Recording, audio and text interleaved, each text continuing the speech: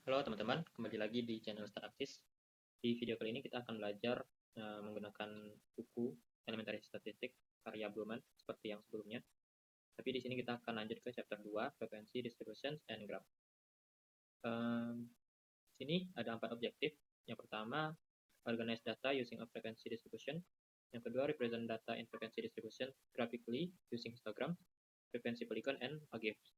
Yang ketiga, represent data using bar graph, Pareto chart, time series graph, and pipe graph. Yang terakhir, draw and interpret a steam and leaf plot. Nah, chapter ini dibagi dengan atas 3 subbab. 2.1 organizing data, 2.2 histogram, frequency polygons, and algebra, dan 2.3 other types of graph. Kita masuk ke introduction atau pendahuluannya. When conducting a statistical study, the researcher must gather data for a particular variable under study. Jadi, ketika melakukan studi statistik, si peneliti ini harus mengumpulkan data dari dari variabel yang mereka pelajari. Nah, setelah mereka mengumpulkan data itu, agar mereka bisa menjelaskan situasi tersebut, menggambarkan conclusion atau kesimpulan, atau membuat inferensi mengenai suatu event, maka si peneliti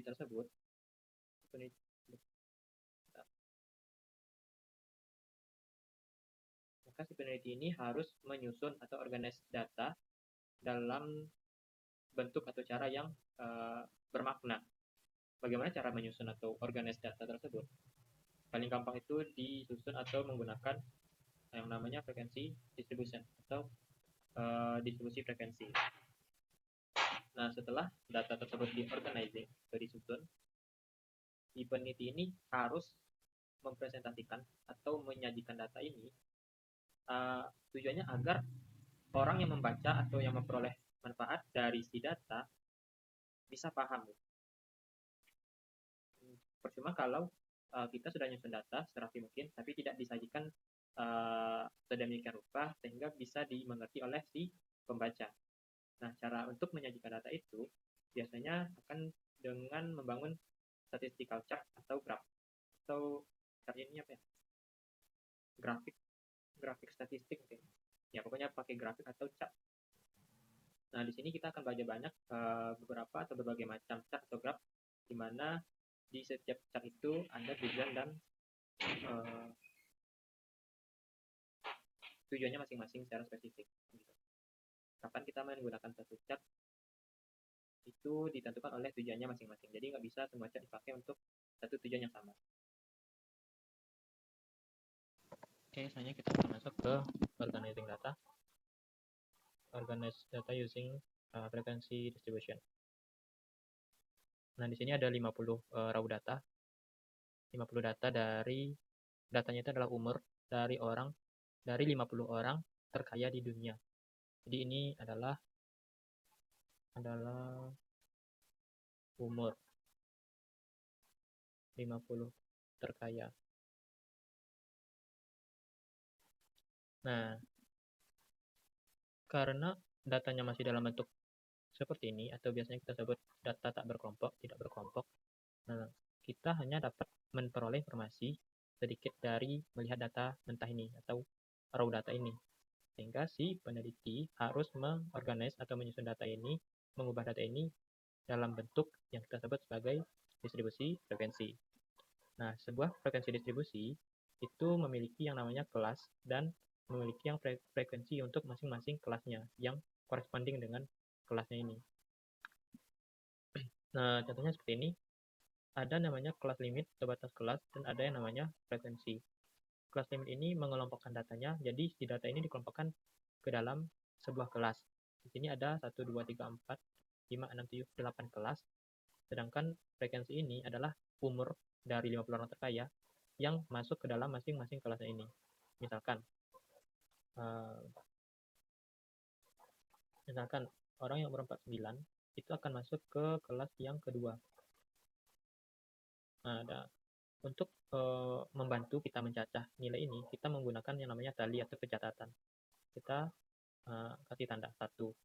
Nilainya 57 itu masuk ke kelas yang keempat, jadi kita kasih tanda 1. Begitu seterusnya hingga yang ke 74, kita masukkan ke 70 sampai 76 tahun. Ini 1. Nah, setiap 5 tanda ini, setiap 5 baris atau 5 nilai, 1, 2, 3, 4, kita ikat dengan yang kelima, nilai yang kelima. Nah, seperti itu. Ini namanya kelas limit atau batas kelas, dan ini yang namanya frekuensi. Nah, kedua hal inilah yang wajib ada pada yang namanya distribusi frekuensi. Yang tali ini hanya bantuan untuk mencacah data ketika memasukkannya ke masing-masing kelas ini. Nah, ini definisi dari frequency distribution is the organization of raw data in table form using classes and frequencies.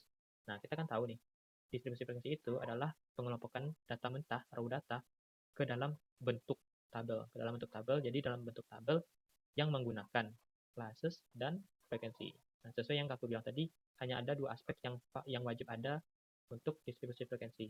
Kalau misalkan ada nanti, mungkin teman-teman pernah lihat batas nilai tengah kelas, frekuensi kumulatifnya, dan sebagainya, itu hanya tambahan dan pelengkap. Cuman yang wajib ada hanya kelas limit dan frekuensinya saja. Nah, untuk distribusi frekuensi sendiri, itu ada 2 tipe yang sering kita gunakan. Yang pertama ada categorical, yang kedua ada group frequency distribution. Kita bahas dulu yang categorical frequency distribution. The categorical frequency distribution is used for data that can be placed in specific categories, such as nominal or ordinal level data. Nah, jadi kategori frekuensi distribusi ini kita pakai ketika datanya adalah dalam level nominal atau ordinal seperti ini. Contoh yang distribution of blood types. Ini kan tipe darah ya. Tipe darah itu kan nominal. A, B, O, dan AB. Nah, gimana cara membuat ke dalam bentuk distribusi frekuensinya? Kita harus tahu dulu nih, apa aja kategori-kategori yang ada pada data. Kan ada A, ada B, ada O, dan ada AB. Nah, kita tinggal menghitung mentali masing-masing kategorinya. Yang A ada 1, 2, 3, 4, 5. Ada 5. 1, 2, 3, 4, 5. Aduh, jelek. Jadi ada 5. Begitu juga ke yang B. Yang B ada 1, 2, 3, 4, 5, 6, 7. 1, 2, 3, 4, 5, 6, 7. Yang O 1, 2, 3, 4, 5, 6, 7, 8, 9. 1, 2, 3, 4, 5, 6, 7, 8, 9. Yang AB 1, 2, 3, 4. 1, 2, 3, 4. Nah, totalnya ini ada 20, 5, 13, 25 ya. Persentase ini kan gampang ya. 5 dibagi 25, 7 per 25, 9 per 25, 4 per 25. Nah, nanti ini masing-masingnya dikali dengan 100%. Gampang lah ini.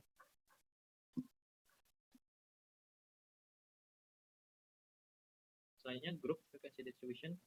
When the range of data is large, the data must group into classes that are more than 1 unit in width. In what is called a group frequency distribution. Nah, jadi ketika range datanya ini besar, range data itu maksudnya jarak antara data maksimum dikurang dengan minimum. Ini namanya range data. Nah, si data ini harus dibentuk ke dalam sebuah grup atau kelas seperti yang ada di ini seperti ini. Nah, datanya itu dikelompokkan dalam sebuah kelas. Ada berapa kelas? Ada 6 kelas. 1, 2, 3, 4, 5, 6. Nah, itu. Nah, di sini kita akan mengenal apa itu kelas boundaries atau batas kelas. Bukan batas kelas. Batas kelas dan tepi kelasnya. Tepi kelas, di mana tepi kelas itu ada lower class limit dan upper class limit. Di sini ini yang lower class. Kelas pertama ini lowernya, ini uppernya, ini lower, ini upper. Nah, sedangkan kelas boundaries atau tepi kelas adalah apa ya? Nah, the number are used to separate the classes so that there are no gaps in the frequency distribution. Gaps, no gap. Nah, maksudnya ini kan 24, 30. 30 ke 31 ada kemungkinan nilai yang ada kemungkinan gap antar kelasnya gitu.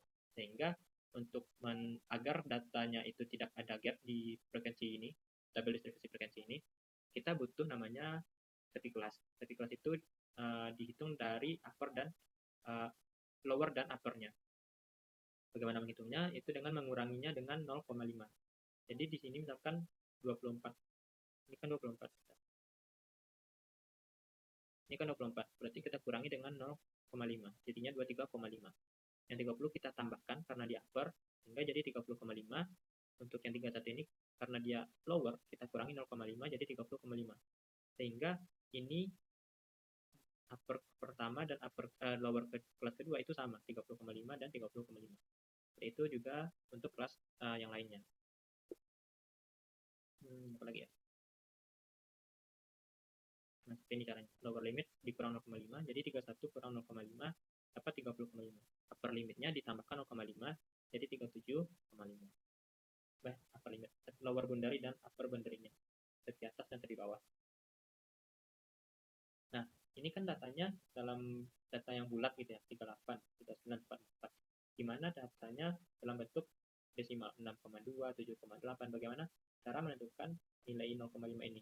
Apakah dikurang 0,5 juga? Tentu tidak.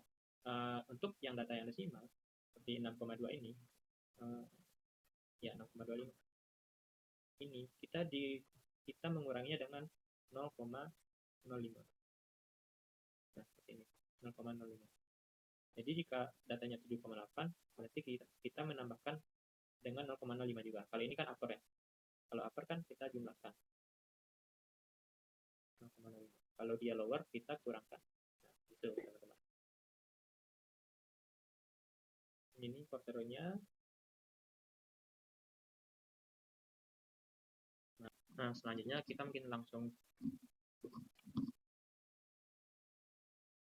Di sini ada 50 data frekuensi, data degree atau suhu gitu, dalam Fahrenheit dari 50 lokasi. Nah, langkah pertama kita harus menentukan range datanya. Ini R, dimana range tadi kan highest value dikurang dengan lowest value-nya. Ini kita terus cari di mana yang nilai tertinggi dan terendah. Yang tertinggi adalah 134 dikurang dengan yang terendah 100. Sehingga dapat range datanya adalah 34. Nah, setelah itu kita harus menentukan yang namanya jumlah kelas. Biasanya rule of thumb-nya itu jumlah kelas adalah antara 5 hingga 20. Nah, di kasus ini kita akan menggunakan 7 kelas. Setelah kita menemukan range, setelah kita menemukan jumlah kelas, kita butuh yang namanya width atau lebar kelas. Jadi, lebar kelas itu kita membagi antara range dengan jumlah kelas yang akan digunakan. Diperolehlah 4,9. Nah, bagaimana jika width-nya itu atau lebar kelas itu dalam bentuk Nah, maka kita harus membulatkannya. Pembulatan ke atas. Seberapa kecil pun desimal ini 4,1, 4,2, kita akan tetap melakukan pembulatan ke atas. Sehingga nanti akan kita gunakan width-nya itu adalah sebesar atau lebar kelasnya adalah 5. Gitu. Kecuali jika kita dapat bukan ini. Nah, ini 13, ini kan dapatnya 13,25. Kan 13,2 seharusnya biasanya kita melakukan pembulatan ke bawah. Namun untuk distribusi frekuensi kita akan selalu melakukan pembulatan ke atas. Sehingga lebar kelas yang akan digunakan 14. Seperti itu contohnya. Nah, di sini ada 7 kelas. Kita ini dulu, lihat dulu berapa saja yang sudah kita pelajari. Ini ada kelas, ada 7, 1, 2, 3, 4, 5, 6, 7. Nah, yang mana width atau lebar kelas tadi, lebar kelas itu adalah jumlah nilai yang ada pada kelas. Ini kan 100. Coba kita cacah 100, 102, 103, 104. Nah, ini kan ada dari 100 hingga 104. Ada 4 buah nilai. Ini yang namanya lebar kelas. Lebar kelas sama dengan 4. Jadi yang 100 ini tetap kita 101, 100. 101-nya lupa. Ada 5 ya tadi ya. Nah, ada 5 nilai dalam satu kelas. Nah, nilai. Jadi 100 ini tetap kita hitung ya. Biasanya kan kita kalau lihat data ini kita kurangi langsung 100, 104 kurang 100 jadinya 4. Nah, bukan seperti itu untuk yang batas kelas.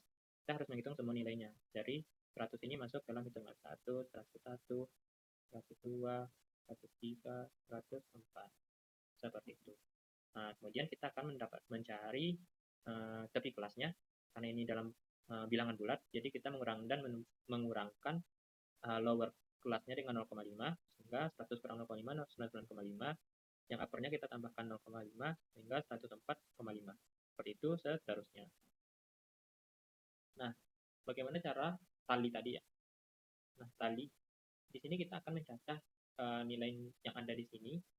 Kita cacah dan masukkan ke distribusi frekuensi ini. Kita anggap ini masih kosong. Gitu. Jadi caranya kita cacah 112.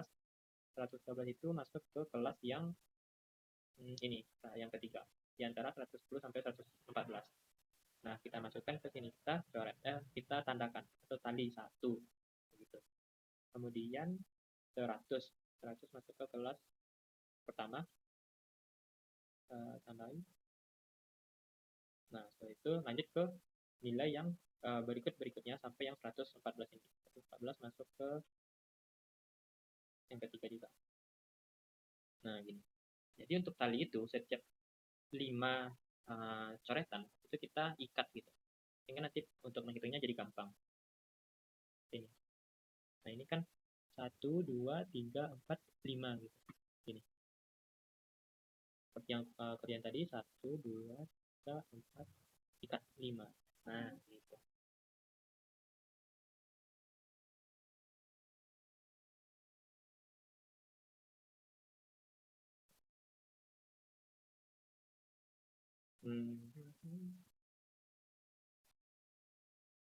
Nah, sometimes it is necessary to use cumulative frequency distribution. Cumulative frequency distribution is a distribution that show the number of data value less than or equal to a specific value. Contohnya gini. Di sini kan kita ada kelas bendaris. Nah, di frekuensi kumulatif ini kita pakai yang kelas bendarisnya, bukan kelas limit ini, tapi kelasnya. Kita ambil yang khusus untuk kelas bendaris yang bawah atau tepi bawah kelas yang ini. Yang ini. Kita hanya ambil yang bawah. Nah, contohnya seperti ini. Kurang dari 99,5, 104,5, seperti itu ya. Nah, untuk mengisi ini, bagaimana caranya? Mungkin kita pindah di sini kali ya. Ini yang kurang dari 9,5, kurang dari 104,1.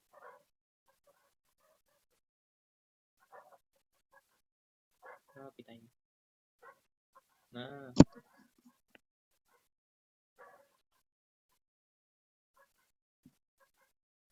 caranya, nah, berapa nilai yang kurang dari 99,5? Nilainya itu ada berapa jumlah nilai. Nah, jumlahnya itu 0. Kenapa 0? Karena batas bawah di tabel distribusi frekuensi kita adalah 99,5. Sehingga frekuensi yang kurang dari 99,5 itu tidak ada. Nilai yang kurang dari ini tidak ada. Sehingga akan 0 isinya. Selanjutnya, less than 104,5. 104,5 bukan ini yang kita hitung, 8 ini bukan. Tapi kelas yang sebelum 104,5 ini. Yaitu yang 2. Nah, gitu. Sehingga ini dapat 2. Berapa yang kurang dari 109,5? Nah, ini kan 109,5 nih batas bawahnya. Kan nggak mungkin kalau kita masuk ke sini udah dari 195 ke atas. Sehingga akan ada, ini bukan ini yang kita hitung, tetapi yang kelas sebelumnya, 8. Karena dari sini ke sini juga masih kurang dari 109,5, maka 8 tambah 2 ini masuk ke yang less than 109,5. Sehingga dapatnya 10. Nah, gitu. Nah, untuk yang less than 114,5, itu kan tadi udah 10, 2 tambah 8, 10. Kita cukup menjumlahkan semua kelas yang sebelumnya. 28 tambah 18. 10 tambah 18, 28. Begitu seterusnya hingga less than 134,5 ini mencukupi di semua data yang ada 50. Kan tadi di sini 50 ya. Pasti di sini akan terisi 50. Nah, begitu teman-teman. Apa gak belibet ya? Ya, apa? Nah, seperti itu yang namanya kumulatif frekuensi distribusi. Nah, ini contoh.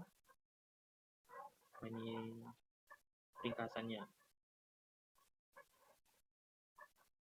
when you are constructing a frequency distribution, the guidelines present in this section should be followed. However, you can construct several different but correct frequency distribution for the same data by using different class width, a different number of class or different segment. Oke, di sini dia jelasin ini yang sudah kita pelajari sebelum di atas itu enggak serta merta harus seperti itu. Nah, karena bagaimana kita bisa membentuk atau mengkonstruk beberapa cara yang berbeda dan itu tetap benar. Mungkin jumlah kelasnya kita di sini kan ada berapa tadi? Di sini ada 7. Kita mau pakai 8, 9 bebas. Nanti tentu lebar kelasnya akan menyesuaikan dengan rumus yang ada tadi ya. Rumusnya kan tadi rumusnya kan tadi W R dikurang banyak kelas K. Nah, K ini terserah mau 7, 8, 9 atau mungkin 6 gitu ya. Terserah. Nah, tapi nanti tentu akan mempengaruhi ke si W ini. Cuman range-nya ini tentu akan sama rumusnya. Max dikurang min. Misalkan nanti di sini teman kamu bikinnya 7 kelas. Tapi kamu pengen 9 kelas. Itu nggak masalah. Karena nanti yang W ini juga akan mengikuti atau menyesuaikan sesuai rumus. Jadi cara tersebut, cara yang di atas sudah kita pelajari itu tidak harus sama selalu. Nah, by using different class with different number of classes or different starting point. Nah, bebas. Yang penting datanya itu kita tersusun dengan rapi di distribusi frekuensinya. Kita mengelompokkan data mentah ke dalam distribusi frekuensi.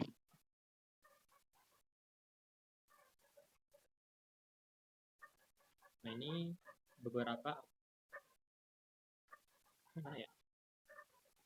Ini beberapa alasan kenapa kita harus membangun atau membuat distribusi frekuensi. Ada 5. Bisa dibaca nanti ya. Oh, ini udah contoh soal latihan. Mungkin di video selanjutnya kita akan membahas atau mencoba dari latihan soal ini. Terima kasih teman-teman sudah menonton. Semoga bermanfaat.